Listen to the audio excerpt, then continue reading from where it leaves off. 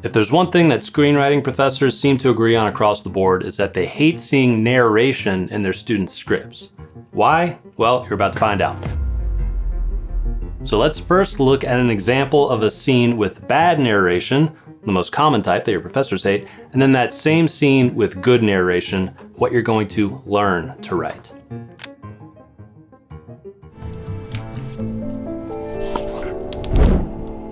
I made some eggs.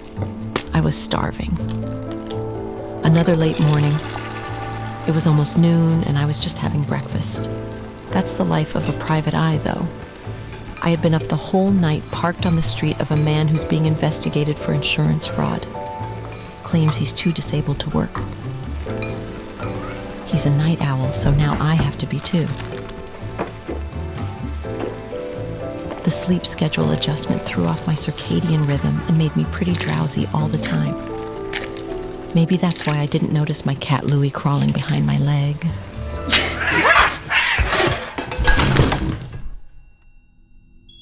It was pretty ironic that I soon found myself filing for disability.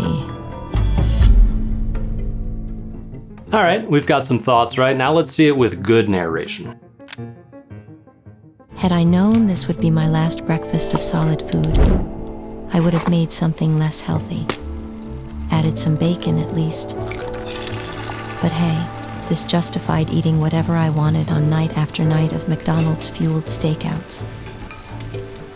I always felt a little guilty about my job. Not because of the food, just because who cares if a guy wants to cheat the system, especially some giant faceless insurance company? I didn't judge him. Deep down, I was jealous. I wished I had the guts to pull a con like that and score a lifetime of disability payouts. Well, I didn't have to wish any longer. All right, let's talk narration. Now, David Mamet has some interesting ideas on dramatic writing. I don't agree with many of the things he says, but he did write Glengarry Glen Ross, an absolute banger of a play and film. Oh, have I got your attention now? Despite writing that incredibly dialogue-heavy story, he thinks that screenwriters should let the camera do the storytelling work. They should lean into the visual medium, show us things, and, quote, if you can write a silent movie, you'll be writing great drama. He thinks that narration, exposition, and even just speech are crutches for the screenwriter. And I do agree with that. In fact, I think that's a big reason why I've never used narration in one of my own films, although I've often been tempted and I've removed it from many first drafts. But is narration a crutch? Well, look at Shawshank Redemption, Goodfellas, Fight Club, Forrest Gump, Tree of Life, Dexter. Can you imagine any of these without their iconic narration? So obviously narration does have a place. It's just a matter of using it properly. So let's break down what makes good narration versus bad narration. Good narration is always additive to the story, while bad narration is redundant and unnecessary. And this is the number one mistake with bad narration. It's just being redundant. Often the visuals and the dialogue that are in the film are already telling the story, yet we feel that we need that narration for some reason. So when we look at our bad narration example in the beginning, why did I need to narrate the fact that our character was making eggs? Why did I need to narrate the fact that she was hungry or that it was a late morning? All that stuff is completely evident in the visuals. The audience is not stupid. Obviously, she's making eggs. We can see that. Obviously, if she's making eggs, she's hungry. Obviously, if it's noon, it's a late breakfast. So the first 3 lines are totally redundant in that narration. The other version, the good narration, is additive to what we're seeing. So from the very beginning, I'm saying this is her last breakfast of solid food. I'm adding new drama to the scene, drama that can't be gleaned from any of the visuals, and it totally changes how we're going to watch this scene play out. So instead of it being a scene about her making breakfast, now this scene is a ticking time bomb. We know something horrible is going to happen before she finishes making this breakfast. And when the audience knows something that the character doesn't know, that's called dramatic irony, and it's a great little Swiss Army knife tool for building suspense. So unless we used flashbacks or flash forwards, there's no way to introduce that dramatic irony into this scene without narration. So that's additive narration. That's good narration to me. But sometimes narration is thrown in just for style, especially by novices. And I think that's a really weak reason and why screenwriting professors and readers will often recommend just cutting out the narration entirely. For narration to feel earned, I need more than style. It needs to be additive to the story. It needs to deeply alter my perception of the characters or the events that unfold. Got it? Good. Let's talk more about altering our characters. Good narration reveals character, personality, and inner thoughts. Bad narration just states facts without any deeper insight. So can you imagine American Psycho without the narration? Look at that subtle off-white coloring. The tasteful thickness of it. Oh my God. It even has a watermark. What would we think of Patrick Bateman? We wouldn't know so many things about him. We wouldn't know his pettiness, his extreme superficiality, his judgments of his friends and lovers, his awareness and remorselessness of his own psychosis. That stuff is so great. It's fascinating. It's hilarious. And it helps us feel like we know the guy. Character like that would be just impossible to truly know from the outside because his whole persona is a mask, as he says in the film. I think my mask of sanity is about to slip. Dexter's another great example. The narration pulls back the curtain from his day-to-day deceptions and lets us see him as he sees himself, a perspective that no other character gets even close to seeing. My dark passenger is like a trapped coal miner, always tapping, always letting me know it's still in there. And when we actually understand his dark urges, his justifications through that narration, as a result, we get a character with depth. But you don't have to be a killer. Look at Goodfellas. All right, well, technically he's a killer too. But Karen, played by Lorraine Bracco, narrates the film at times too, and she shares her honest feelings about why she stayed with Henry Hill despite the horrible things that he put her through. I couldn't even bring myself to leave him. The truth was that no matter how bad I felt, I was still very attracted to him. And by hearing her conflicted emotions, we understand or at least empathize with why she stays with him despite being a good girl.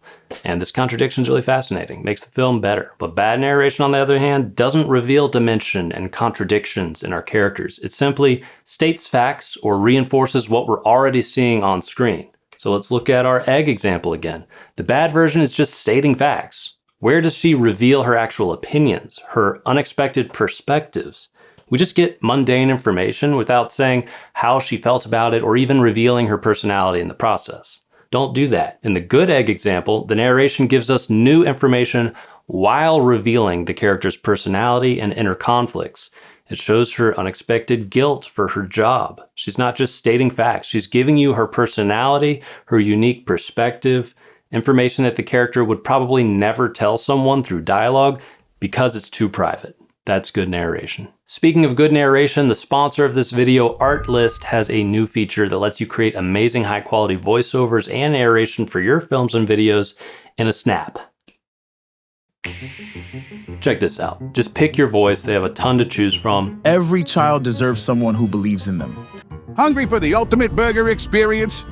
I remember the way we laughed, like... You can even filter and preview the voices to find exactly what you're looking for. Hey, kids! Summers are getting hotter, so let's stay cool and...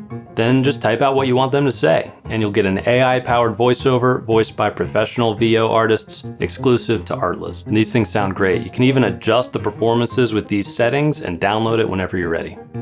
Howdy, folks. This is just a test. Still pretty exciting, huh? I got early access to this and been playing with it for a while. It's so easy to create fun or cool cinematic moments with these. Here's another voice that I love. This is the most exciting news since getting the results of my crystal clear colonoscopy. Back in my freelance editing days when I was doing commercials or whatever, and I needed to do a temp voiceover to send to the client, and it's like a female character that I'm supposed to be voicing. I'd always feel weird about it, and I'd just be like, I wish I just could get a professional sounding voiceover to just throw in right now. Looks like I picked the wrong week to quit sniffing glue. This would be amazing for that use case. Had I known this would be my last breakfast of solid food, I would have made something less healthy.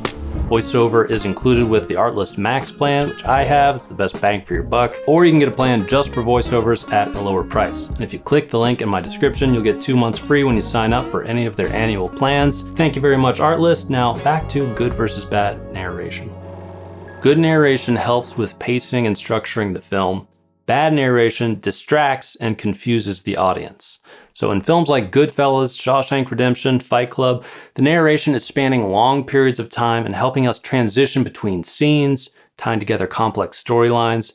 It serves as the connective tissue of the story, making it feel way more cohesive. So for example, Forrest Gump's narration ties together various episodes of his life, different decades, making the story flow naturally. Goodfellas covers most of Henry Hill's life from childhood to retirement, using narration to bring us along for the ride. Fight Club would make no sense without narration. It's totally integral to the storytelling, both in terms of the plot and in terms of the theme and ending. So narration can be a powerful cheat code for telling big stories, but narration that doesn't improve the pacing and the flow of the story is just going to be a distraction at best and confusing at worst.